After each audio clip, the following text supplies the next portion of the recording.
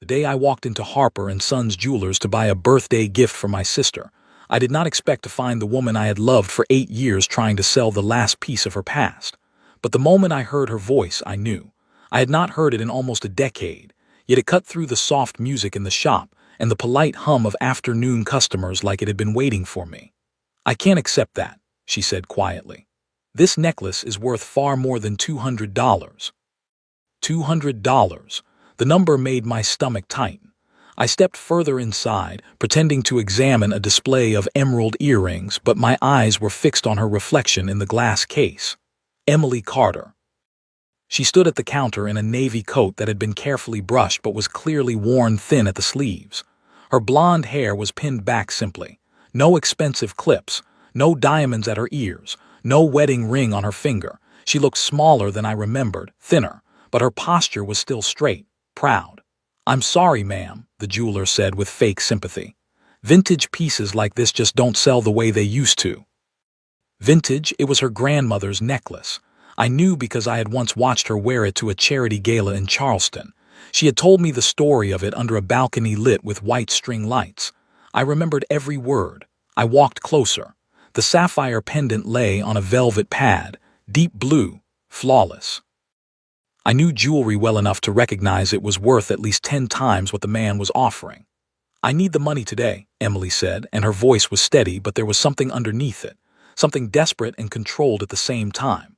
I had heard that tone before, in veterans asking for extensions on land payments, in single mothers trying to hold on to their homes, but I had never imagined hearing it from her. She had married Richard Hale, a real estate investor, wealthy. Confident, untouchable, or so I thought. "I can maybe stretch to 250, the jeweler added. Her fingers tightened around the counter. For a moment I almost turned and left, because seeing her like this hurt more than I had prepared myself for. But then she whispered, "Fine." "What?" And that one word broke something inside me. "I'll give you 3,000, I said. The entire shop went silent. She turned slowly, and when her eyes met mine, I forgot how to breathe. 8 years had passed, but I would have known her anywhere. Those gray eyes widened, then filled with something I couldn't name. "Lucas." She whispered. I nodded once. Emily swallowed. "What are you doing here?" "I came to buy a gift," I said calmly, though my heart was pounding. "But I think I just found something more important." The jeweler looked between us, confused and suddenly nervous. "Sir, that would be far above market value." "I didn't ask for your opinion," I said quietly. "I said 3,000. His hesitation lasted 2 seconds before he nodded quickly. "Yes, sir. Of course, sir." "What?" Emily stepped closer to me, lowering her voice. "You don't have to do this." "I know," I said. "I don't need charity." "It's not charity." She shook her head. "Then what is it?" I looked at her fully then, at the faint shadows under her eyes, at the strength she was forcing into her shoulders. "It's me refusing to watch you be robbed." Her jaw tightened. "I can handle myself." "I know you can." That had always been true. Emily had never been fragile. She had always been strong and stubborn and far braver than I ever was. The jeweler placed the necklace into a small velvet box and slid it toward me. I handed over my card without looking away from her. When the transaction was complete, I picked up the box and held it out to her. "It's yours," I said. She stared at it. "You just bought it." "Yes." "Then it's yours." I shook my head. "I bought it so you wouldn't lose it." Her fingers hovered above the box but didn't touch it. "You don't understand," she said softly. "I needed that money." "How much did you need?" She hesitated. 2,000, she admitted quietly. The number hit me like a punch. $2,000, that was nothing to me. I spent more than that on wine at fundraisers I didn't even enjoy attending. "What happened?" I asked gently. Her expression shifted, closed off. "That's not your concern." "It is to me." "It shouldn't be." She finally took the box from my hand, but her fingers brushed mine in the process. The contact sent heat straight through my chest. "I have to go," she said quickly. "Emily." "What?" She stopped but didn't turn. "Let me drive you." "I'm fine." "Please." That word surprised even me. She hesitated. Then she nodded once. Outside, the late afternoon sun was bright against the streets of Savannah. My driver opened the car door, but I waved him off and slid into the driver's seat myself. She sat beside me, hands folded tightly in her lap. For several minutes, neither of us spoke. Finally, I said, "Where to?" She gave me an address on the east side of town, not the gated neighborhood she used to live in, not even close. As we drove, I stole glances at her profile. "You look different," I said quietly. "So do you." "Older." "Harder," she replied. That was fair. "When did Richard pass?" I asked carefully. Her throat moved as she swallowed. 18 months ago." "What?" "I'm sorry." She gave a small nod. "Heart attack," she said, "but the damage was done long before that." "What do you mean?" She stared out the window. "He left debts," she said finally, "more than anyone knew." "How much?" She laughed softly, without humor. "Enough that I had to sell the house. Enough that I've been working 2 jobs just to stay afloat."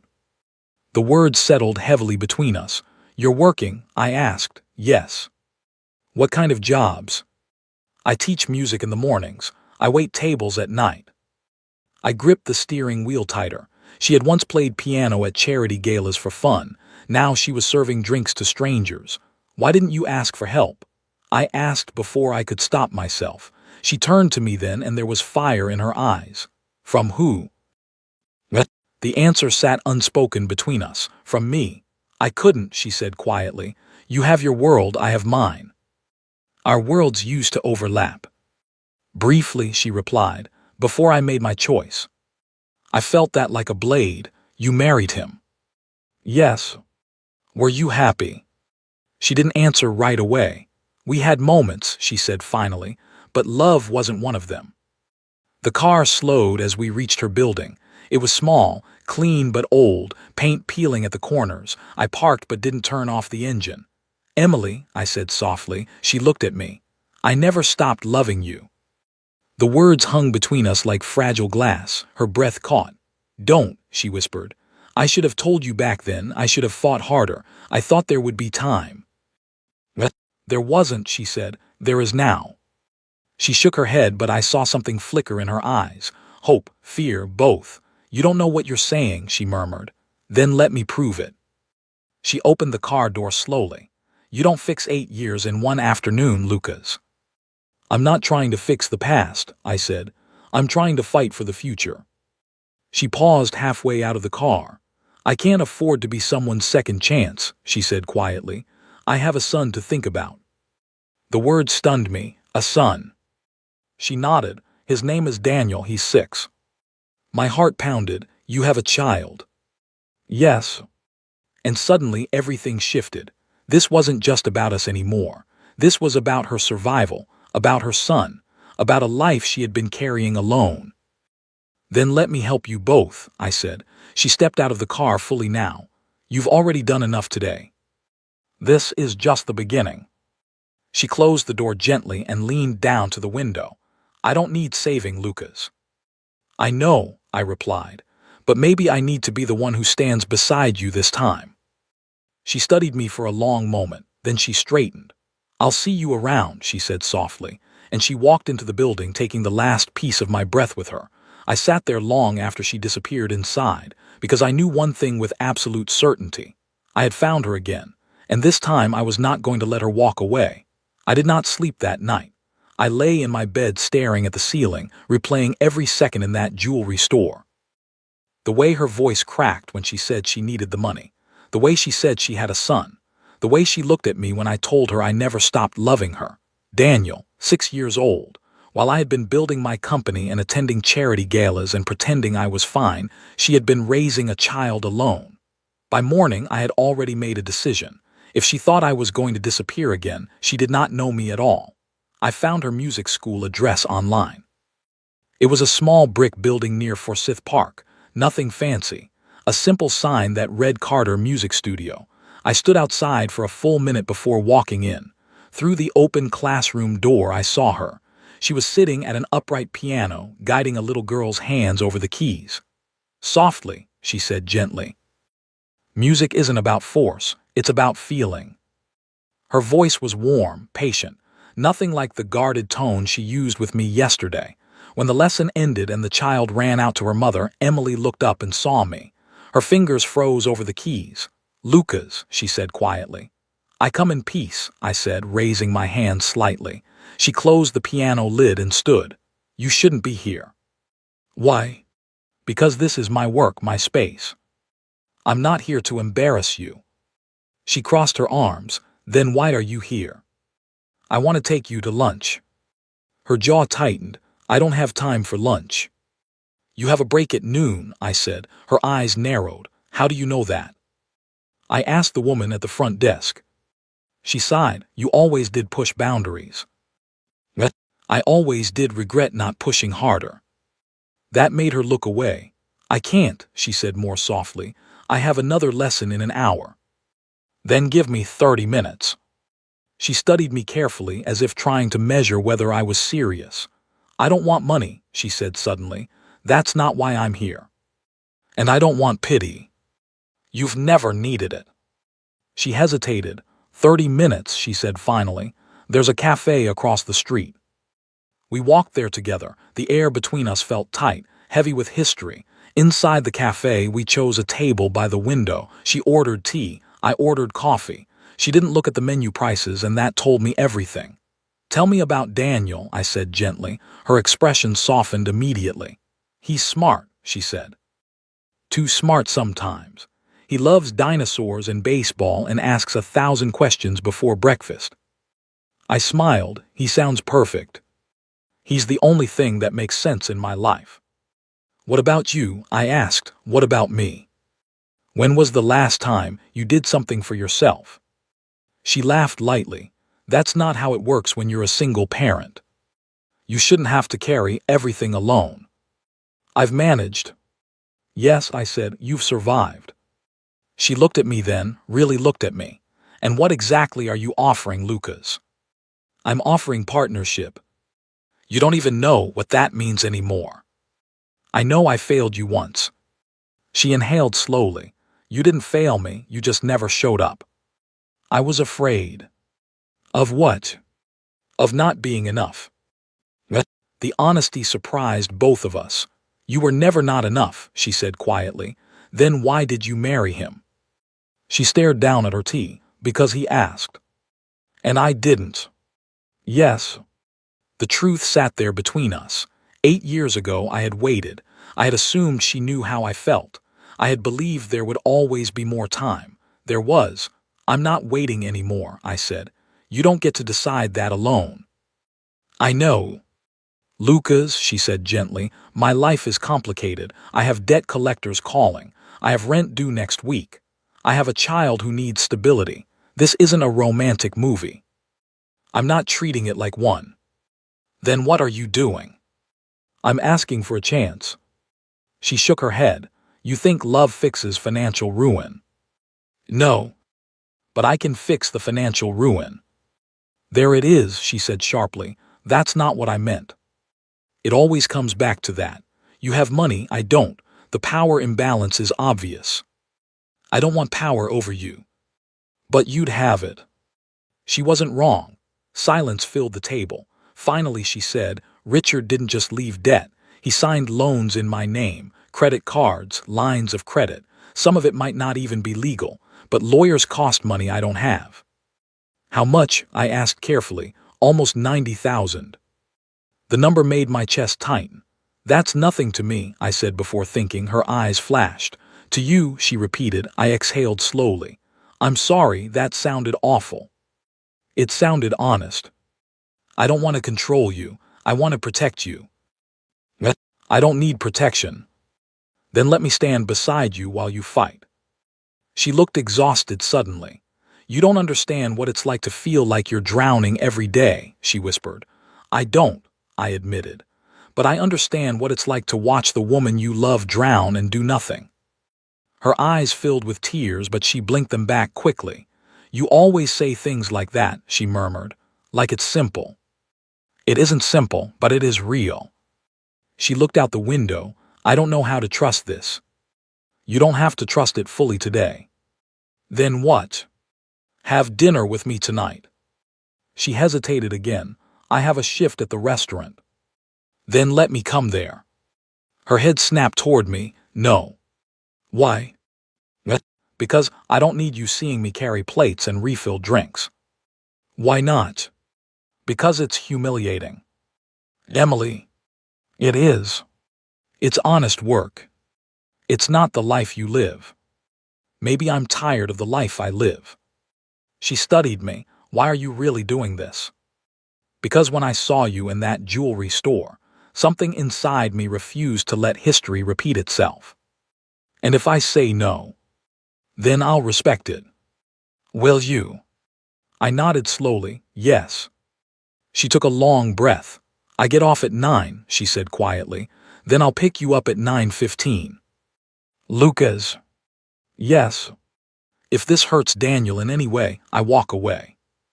Understood.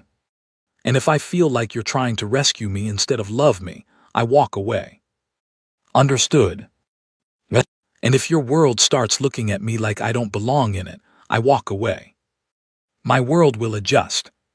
She almost smiled. You've always been stubborn. I've always been in love with you. She stood, signaling the end of our break. I don't know where this goes, she said softly. Neither do I. But if you disappear again, she added, I won't survive that twice. The words cut deep. I'm not disappearing, I said. She searched my face as if trying to decide whether to believe me. Then she walked back toward the music studio. I sat there for several minutes after she left. $90,000, debt collectors, a 6-year-old boy, and a woman who had built walls so high I could barely see over them. But for the first time in 8 years, I felt something other than regret. I felt purpose. And I knew one thing with absolute clarity: if I wanted her trust, I was going to have to earn it. And this time I was not going to be late. At 9:15 that night, I was parked outside the Magnolia Grill. I had never noticed the place before. It was small. Warm yellow lights in the windows, families inside finishing dinner, a neon sign flickering slightly above the door. I watched through the glass as she moved between tables. She wore a simple black apron over a white shirt. Her hair was tied back. She carried plates with steady hands, smiled politely, refilled water glasses. She looked tired, but she looked strong. And suddenly I understood something. She was not embarrassed of this work. She was afraid I would be. At 9:10, she disappeared into the back. At 9:20, she stepped outside. She had changed into jeans and a soft gray sweater. No makeup, just her natural face under the streetlight. She saw me leaning against my car and stopped for a second. You actually came, she said. I told you I would. She nodded once. Okay. I opened the passenger door for her. She hesitated only a moment before getting in. We didn't go anywhere fancy. I drove to the riverfront and parked where the city lights reflected over the water. For a while, neither of us spoke. Finally, she broke the silence. Did you watch me? Yes. Why? Because I wanted to understand your world. She looked down at her hands. It's not glamorous. It's honest. She let out a small breath. You didn't look uncomfortable. I was. She studied my face like she was searching for cracks. I kept waiting for you to leave, she admitted. Why would I leave? Because this isn't the version of me you knew. I didn't fall in love with your house, I said quietly, or your clothes or your status. Her eyes lifted slowly to mine. I fell in love with you. The words didn't feel dramatic this time. They felt steady, certain. She swallowed. Daniel has asthma, she said suddenly. The shift caught me off guard. Okay. It's not severe, but the medication is expensive. Insurance doesn't cover all of it. Does he need anything right now? She shook her head. He's okay. But there are nights I sit awake, counting inhalers and wondering if I can stretch one another week. The confession felt raw. You shouldn't be alone in that, I said. I have been. I know. Her voice softened. He asks about his father sometimes. I don't know what to tell him. What do you tell him? That his dad loved him, even if it wasn't in the way he should have. I nodded. That's kind. It's complicated, she whispered. Silence settled again. Then she looked at me. Why didn't you fight for me back then? The question was gentle, not accusing, just honest. I thought you knew, I said. I thought the dances meant something. I thought you felt it too. I did, she admitted quietly. My chest tightened. But you never said it, she continued. And Richard did. I closed my eyes briefly. I was building my company. My father had just died. I felt like everything was unstable. I wanted to come to you when I was certain. And while you waited to be certain, she said softly, I made a choice. Yes. And that choice cost both of us. Yes. She looked out at the water. I loved you once, she said. The words hit me hard. Once, I asked. She didn't answer immediately. I buried it, she said finally, because I had to. And now? She looked at me again, and there was no wall in her eyes this time. It scares me how easily it's coming back. My breath slowed. It never left me, I said. She reached forward and touched the dashboard lightly, almost like she needed something steady to hold on to. Lucas, if we do this, if we try, it can't just be about us. I know.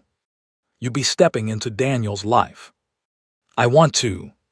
That's not small. I don't see it as small. She studied me for a long moment. He's shy at first, she said, but once he trusts you, he gives his whole heart. I don't plan on breaking it. She looked like she wanted to believe that. You should meet him, she said finally. My heart skipped. When? Tomorrow's Saturday. We usually go to Forsyth Park in the afternoon. I'll be there.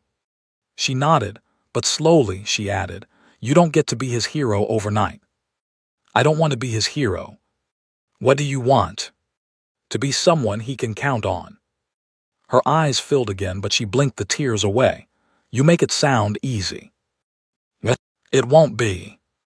Your world is different, Lucas. Then let's merge them. She gave a faint smile. You think like a businessman. I think like a man who's tired of losing the woman he loves. The words settled between us. She didn't pull away this time. Instead, she reached across the center console and took my hand. Her fingers were warm, slightly rough from work. Real. I'm not promising anything, she said quietly. I'm not asking for promises. But I'm willing, she whispered. That one sentence felt bigger than any declaration. I'm willing to try. I squeezed her hand gently. That's all I need. We stayed like that for a few minutes, hands intertwined, watching the water move under the lights. No grand gestures, no dramatic speeches.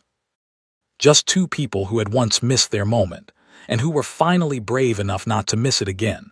When I dropped her off at her building, she didn't get out right away. Lucas.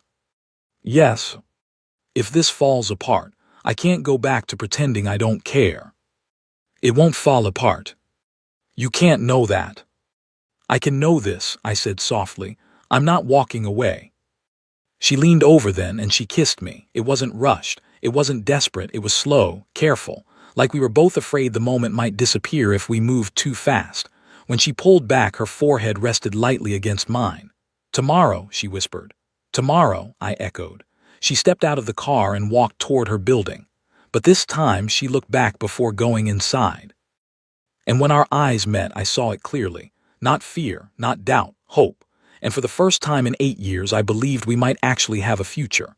The next afternoon, I stood at Forsyth Park feeling more nervous than I had before any business deal in my life. Children ran across the grass. Parents sat on benches. The fountain shimmered under the Georgia sun.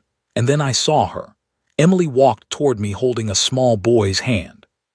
He had messy brown hair and serious gray eyes that looked far too observant for a 6-year-old. Daniel, she said gently, this is Lucas. He studied me like I was a math problem he hadn't decided how to solve yet. Hi, I said, kneeling down so I wasn't towering over him. Hi, he replied cautiously. I hear you like dinosaurs. His eyes lit up just slightly. Yeah. Which one's your favorite? Tyrannosaurus. Strong choice, I said seriously. Mine was always the Triceratops. He frowned. Why?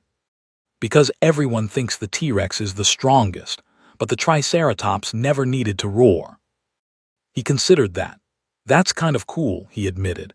Emily watched the exchange carefully, protective, guarded. We walked together toward the playground. I didn't try to impress him. I didn't try to buy him anything. I just listened. He told me about school, about how he hated math but liked science, about how sometimes his chest felt tight at night. I listened to every word. At one point, he ran ahead toward the swings. Emily stayed back beside me. "He doesn't open up that quickly," she said softly. "I'm honored," I replied.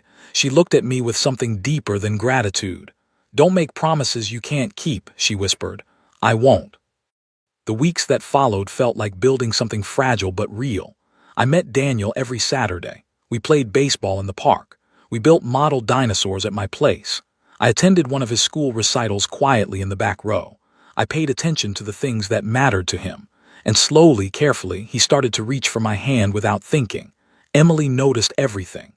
One evening, after Daniel had fallen asleep on her couch, she and I stood in her small kitchen. The apartment still felt too tight for her, too temporary. "You don't have to keep proving yourself," she said quietly.